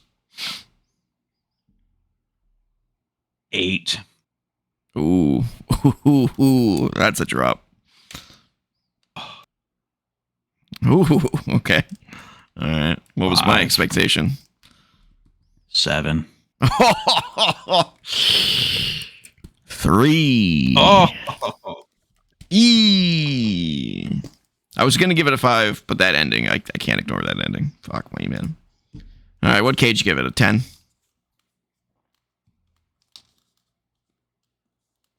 No. 7.32. Wow. Well, Bleacher says A-. Oh, Jesus. Which is an 8. Fuck. Notable moments and observations. Willow had a bandage on her ear after taking a microphone to the head on Wednesday. Yeah, she did. Willow's pounce is the best in the business. She always looks like she absolutely levels her opponents. Kelly Armstrong's got a pretty good pounce. I'd have to see. She hasn't been on TV as much lately, though. Uh-oh. That's not good. I'd have to see them side by side. Yeah. At one point in the match, Tekla used Britt Baker's lockjaw submission. Hint of things to come? Hope so. The way Tekla applied a bridging submission was fun. Yeah, that was fucking sick. Where she basically did like kind of like what's the figure eight? The way that figure eight Charlotte does the figure eight where she kind of bridges. Yeah, the way she bridges. Yeah. Yeah, but it was backwards. It was almost like a Indian Deathlock kind of a bridge. It was really, really cool. And she did, and it was cool because she like spidered out and then came over to her neck. It's like, that's fun. That's awesome. Yeah. That's dope. Yeah. So, I think there was a lot of good things in this match, but there was also several really dumb things. We'll get to the ending, but I get wanting to target a person's vulnerable, injured body part in a match, but it's her fucking ear. If you beat the shit out of her ear, is she gonna be like incapacitated? No, it's cartilage. No one gives it. It's not gonna do anything. It was so annoying. I'm like, stop going after the ear. It's stupid. It's stupid. Yeah. You want to do it one time because you want to be a bitch? Sure. But she went after it the whole fucking match. Yeah. Oh my God. It was so stupid.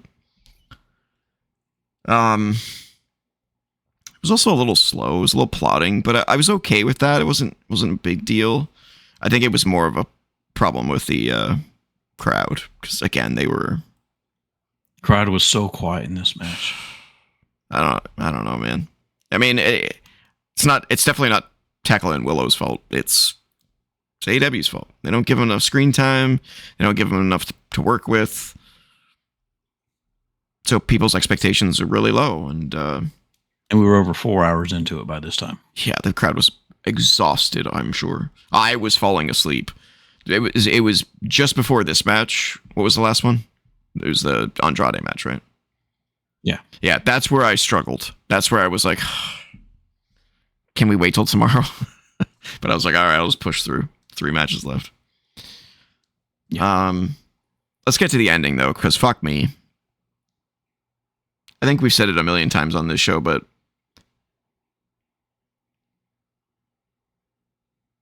having someone win their first major title with a roll-up or a backslide is fucking stupid.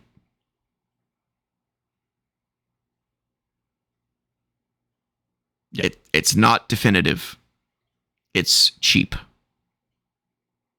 And she off a person that has essentially been carrying the women's division for the better part of all year. Yeah. That'd be like Roman Reigns losing to a roll-up or a backslide. Would never happen. It's just stupid. It just makes no sense. Rhea losing by a backslide. Yeah. Can you imagine? Just fucking just stupid. Makes no sense. And Bleacher says this was a good finish to a great match. It was. Bleacher, I don't know. I don't know who writes this shit, but like, do you watch the show? So Willow avoided the stomp, which was another move, by the way, that multiple people were using throughout the show, and then used a backslide and won. And I called it. Yep. I was watching it and I called it. I'm like, oh my God, she's gonna win by a backslide or a roll up. And because as the stomp was being set up, I'm like, here it comes. Here it fucking comes. Oh, backslide. 1, 2. That was me. Like, are you fucking kidding me? Willow, after how many years with the company, busting her ass, after so many failed attempts to get the title, she wins by a backslide. I mean, it's great for Willow. I said it last week. She's arguably the biggest babyface in the company. She's definitely the biggest babyface woman. The only way that I will agree with you on that is if she wins at All In. If she loses, fuck. What? That she's the biggest babyface, or good for her? Good for her. Like I would. It's it's good. She won. She's transitional week win. They called her the first Grand Slam champion, but I don't really count the Owen for a Grand Slam. Yeah, because she won the obviously the world title, the TBS title. She was tag team champion, and she won the Owen. Yeah, I wouldn't count the Owen either. No offense to Owen, but it's not a championship. That would like being required to win the King of the Ring for the Grand Slam championship. Right. Yeah. So yeah, I'm happy for Willow, but if she loses at All In, then it just feels pointless.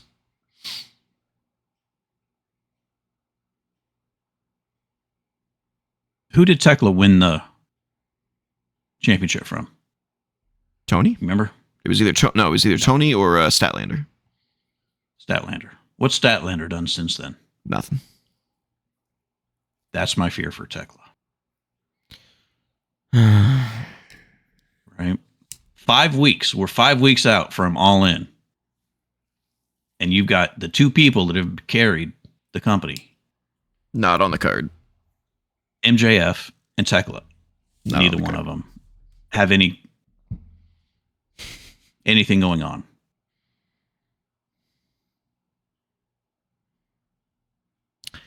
Yeah. Kind of feels like when EO had nothing at WrestleMania. And we were like, what the fuck? And Tekla already re-signed. Oh my God. Why would you re-sign with AEW? Why would you do that? It's like when MJF did that. It broke my heart, man. Oh. I know. I mean, unless these people just have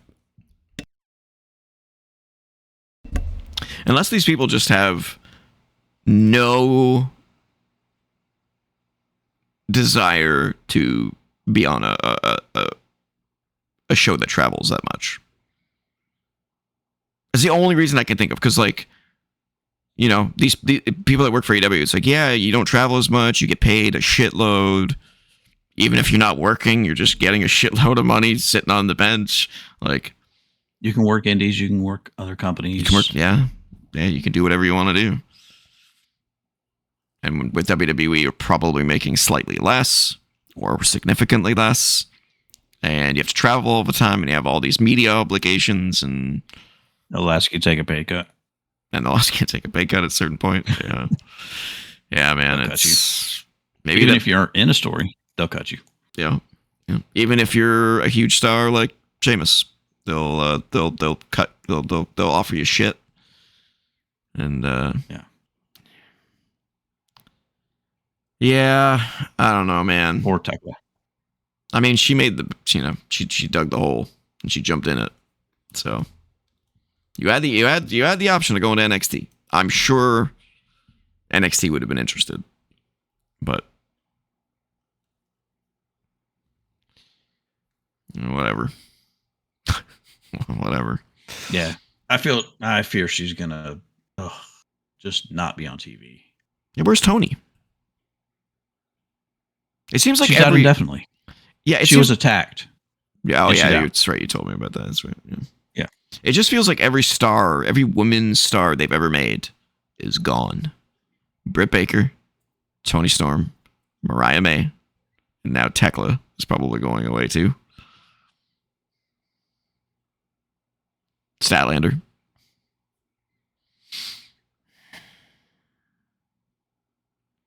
Okay, let's move on before I cry.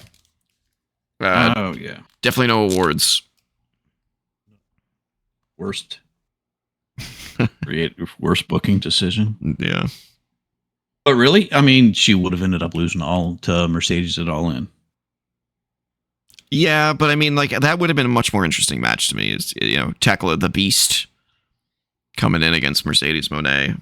Instead, we're getting a rematch between Willow and Mercedes that I assume Willow's going to lose. So, whatever. Wagers. Let's put this nail in the coffin. Well, this is the only match that we were different on. Ah, shit. I picked Willow, you picked Tekla. How many points did I put on it? You put 3 on it. Ah, shit. That could be bad. But I only got 1. All right. Let's get to the main event. So-called main event. Kenny Omega versus Kevin Knight for the AEW World Championship. Oh!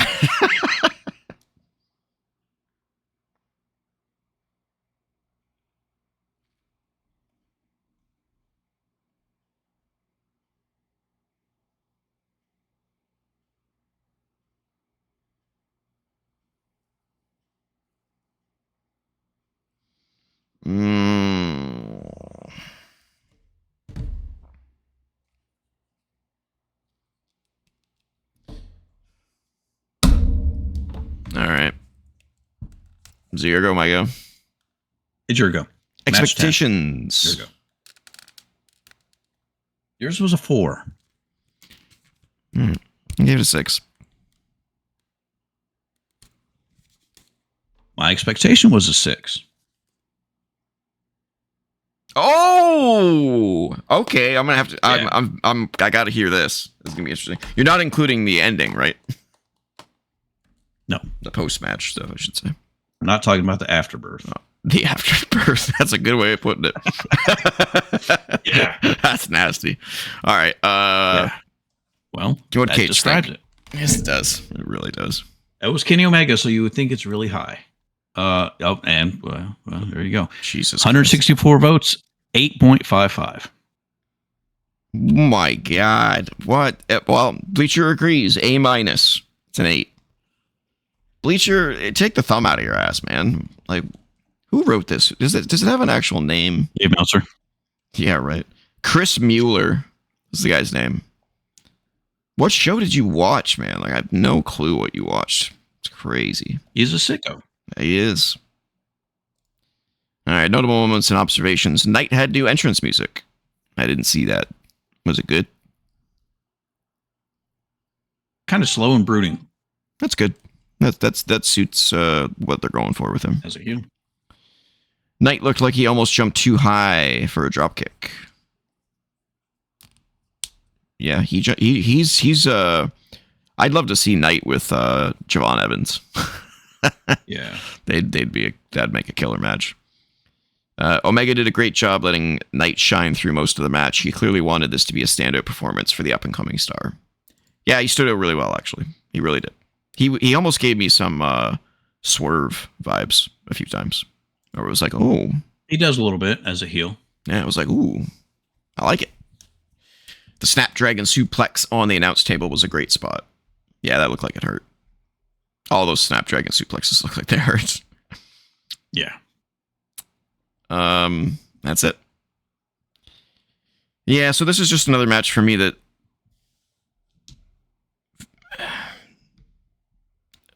it was good for what it was, and Knight got to shine. Some cool high flying stuff, but it was not ruined, but it was kind of like deflated from the fact that it was obvious that Kenny Omega was going to win. Right. So why was it the main event? Like, why wasn't the women's championship match the main event? They've never had a women main event yet. Main event pay-per-view. That's crazy. Not even when Tony and Mariah were going at it. Wow, Tony, you sexist son of a bitch. Oh, you son of a bitch. Oh, 2 son of a bitches in a row. You sons of bitches. The sons of bitches. Yeah, but otherwise, I thought it was good for what it was. And that's about it. I'm curious why you gave it a 3, though. That's pretty rough. So, you remember the good crowd with the Edge? Oh, yeah. In this match, I don't know if the crowd was trying to get into it, but you had Kenny telling the crowd to be quiet so he could tell Kevin Knight something and the camera could hear it. He was shushing the crowd. He was shushing the crowd. I remember that, yeah. He shushed. Why would you ever shush the crowd? He also shushed the crowd at one point when he was doing the knee so that people could hear the knee. Yeah. So you could hear the hand slap the thigh. Yes, you can hear the hand slap. Exactly. Yeah, it sounds good. It does, but it's definitely not like when Big Show used to do it, where he would go, shh, boom, and do the frying pan slap. That made more sense. He shushed the crowd so he could tell Kevin Knight something, and the mic could pick it up. And then I don't think it did. I don't think I could hear. Oh, he didn't really need to. Oh, it was something like I told you were never going to take away what's mine, or something like that. Because we needed to hear that. That was necessary. Right. Yeah. So that completely took me out of it. If your champion is telling me not cheer, don't get into it, I'm not going to. I'm not going to. Yeah. So, yeah. It was bad. It was. What's 3? Despicable. It's not painful. It's awful. It's not offensive. Awful. Yeah, it was awful. Awful. Yeah. Fair. Yeah, it was awful. And it was still above average to you. Yeah, I mean, I missed that part, so I that's probably why. If I had seen that, I probably would have lowered it as well. I did see the shush part for the kick, or for the knee, but I didn't see the other one though. A good part of it though was Kevin got out of, Kenny was trying for the one-winged angel a couple times, and Kevin got out of it. Mm-hmm. It made Knight look strong. Yeah, and then once Kenny finally hit it, he was done. Yeah. I do find it weird that, like, where did this come from? Because Kevin Knight went from this, like, jobber partner for Mike Bailey to going for the championship while still holding a TNT champ. Like, it's like, what changed behind the scenes where they're like, oh, fuck, give this guy a main event spot? You know what I mean? Well, I mean, people have been high on Kevin Knight ever since he showed up. I mean, he is really good. Oh yeah, he's good. But then he turned on Darby. Joined the joined the John Kyle's family. No, he won the TNT title when Fletcher went out with injury. He won that gauntlet match. Oh yeah, right. And then he turned on Darby after he told Darby, don't let us down, don't disappoint us, and losing the title, to MJF. So he turned on Darby after Darby lost the match, joined the Don Callis family, and then MJF was using the Don Callis family for Mark Briscoe. Remember that whole thing with the cage match? Yeah. Kevin Knight was saying, I'll help you win and help you win that cage match, but then I get a title match. And MJF says, sure, yeah, okay. So I guess Kevin Knight said basically, when after Kenny won, I still want my title match, even though I don't deserve it, pretty much. Right. I mean, it wasn't exactly that, of course, but I was going to be owed a title match, so I want a title match. And Kenny said, okay. Because that's how we ended up getting that title match. Yeah. How'd the end of the match go? So, as you said, One Winged Angel put down Kevin Knight for the 3 count, and still your AEW World Champion Kenny Omega. However, immediately after the match, the Death Riders attacked Omega when with Ospreay coming out to defend him, even though Ospreay's a Death Rider. He chased most of them off, but Moxley wanted to get into his head. He handed Ospreay a plastic bag and told him to finish the job. He looked like he was considering it, but he ended up tearing it up and then decking Moxley to knock him out of the ring. He fought off the rest of the Death Riders while Omega tried to recover. He and Ospreay shook hands, but a moment later, Omega grabbed him and hit the One-Winged Angel. The show ended with Omega posing with the title as the crowd booed. And Omega had to sit there and lay there selling for about 7 minutes. Yeah, he did. After he won. All that stuff happened. Yeah.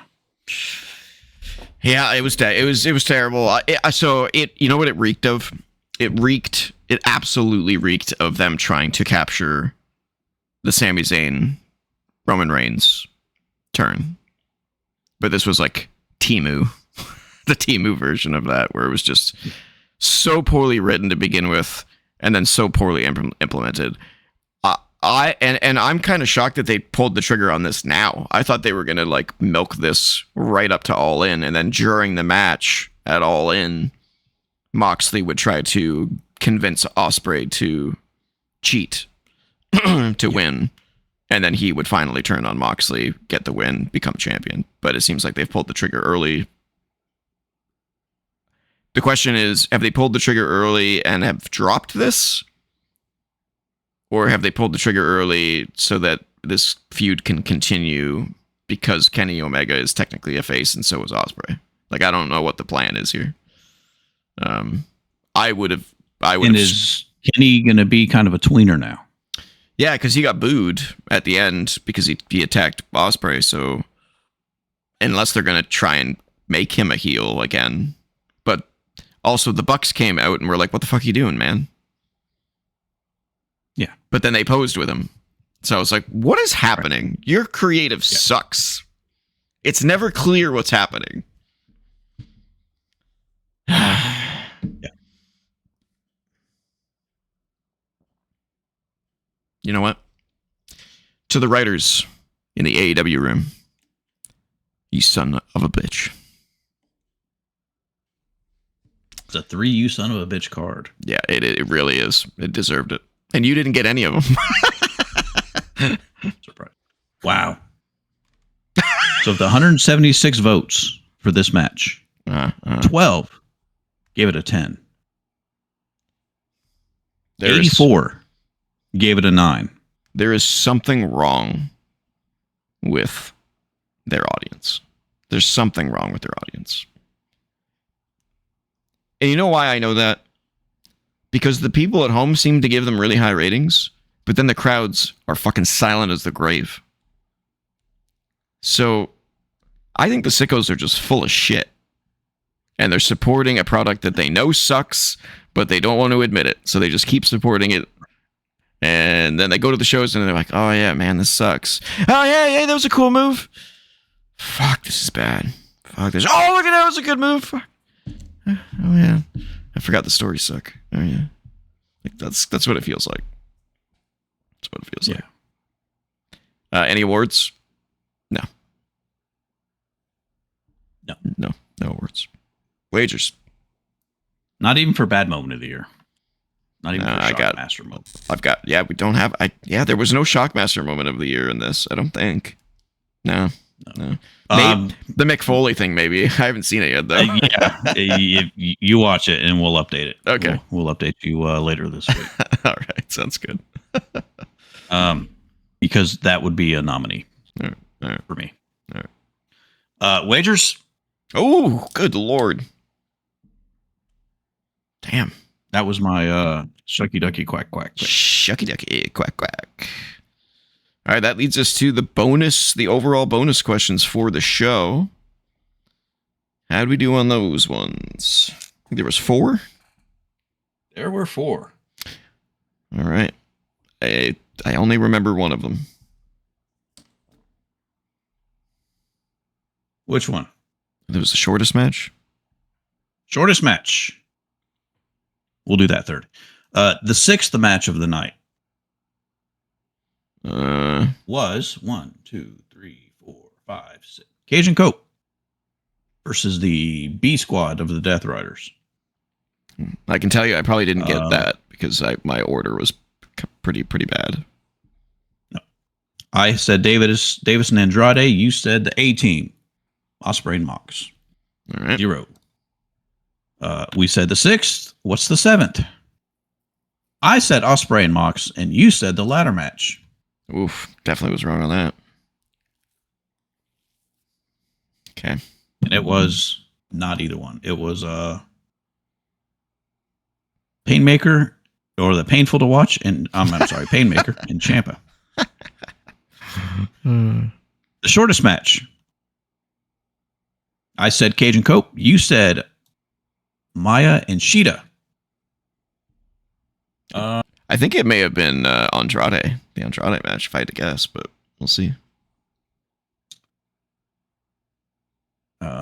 Maya, let's see. No. Yeah, not counting the pre-show match. No, not counting the pre-show.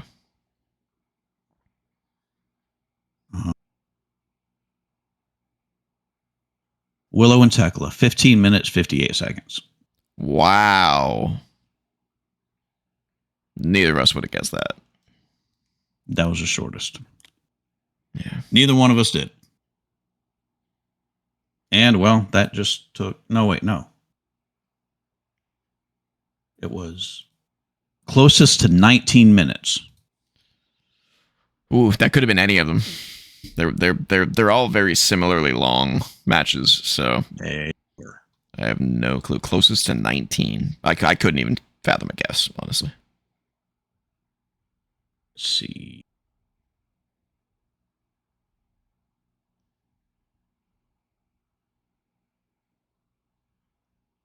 All right. 19 minutes and 36 seconds was the Young Bucks and the A Squad of the Death Riders. Okay. Which you said.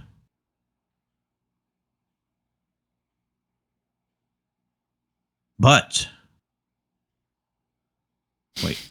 This is longly drawn out. 18 minutes and 36 seconds, so 24 seconds away. Cage and Cope versus the B Squad of the Death Riders. Okay. Which neither one of us said. So 4 bonus questions. Actually, 5 bonus questions total. And we didn't get any of them. And we both missed every single one. So it all comes down to the wagers only. This ought to be interesting. Yeah. And we both missed a bunch of matches. But we only differed on one match. Our points differed, though. Oh, yeah. Our points differed, yeah. Yeah. So I couldn't even hazard a guess as to who won this one. No clue. Well, you won't have to guess. Nope. I have to wait. Oh, wow. Oh, wow. Look at this. No, that was a pleasant look at this, so that sounds like I lost. Oh, no. Oh. We're doing the ratings, the average rating. Oh, okay. That's right. What'd you say at the beginning of the show? Might be the worst. That it might be what? Might be the worst we've ever rated. Oh!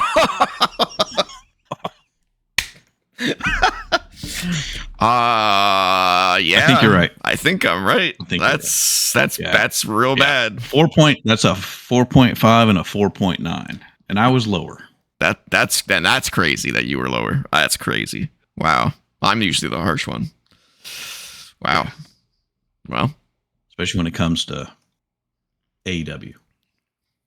The worst pay-per-view we've reviewed in over 2 years of doing this. It's crazy. Actually, not over 2 years. We're not quite at 2 years yet. We will be in a few days. So there were 60 points possible in this wager. 10 matches. 1, 2, 3, 4, 5. Oh, wow. Okay. I didn't miss as many as I thought. Well, that's not good. Well, I missed 3 out of the first 4. Well, we both missed 3 out of the first 4. And then Yeah. you missed 1 more after that. Yeah, this could be bad. All right.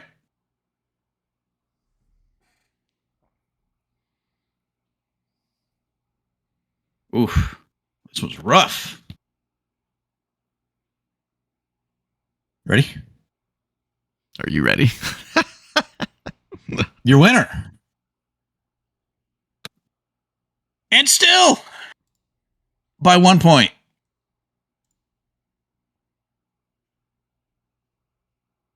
$39-38. At least you didn't hit me with the "you son of a bitch." Winner. Winner, why eat dinner? By 1 point. By well, one. technically by 2, because if I had tied you, I'd still lose. Right. Am I ever going to get that damn title back? I feel like I've not had it for a long time. Actually, let me update the bracket. I just won it the last time. Did you? I think.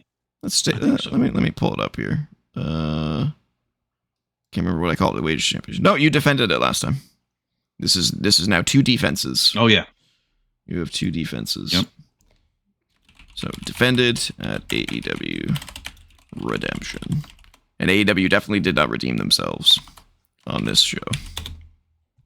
Nobody did. They went in reverse. Hopefully, they will get redemption at All In. I hope so. I hope so. Holy balls, man. That was bad. That was really terrible.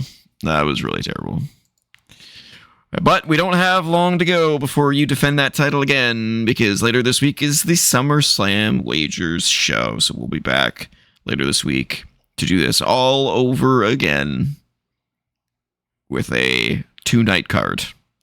Good golly, Miss Molly. Yeah. All right, ladies and gentlemen. Shaping up to be one heck of a card. It's something. That's something. I don't know what it is, but it's something. Ladies and gentlemen, you can follow me on the socials at TJ-Leo on BlueSky.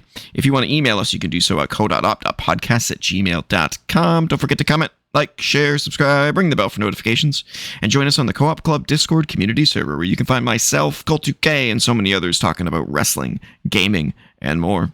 And of course, patreon.com/co-op entertainment, where you can throw us $1 a month to help support the channel. We greatly appreciate it. Cole! Take us out. Yes. I win. That show was bad. On to the next one. Until then, keep the Renaissance alive.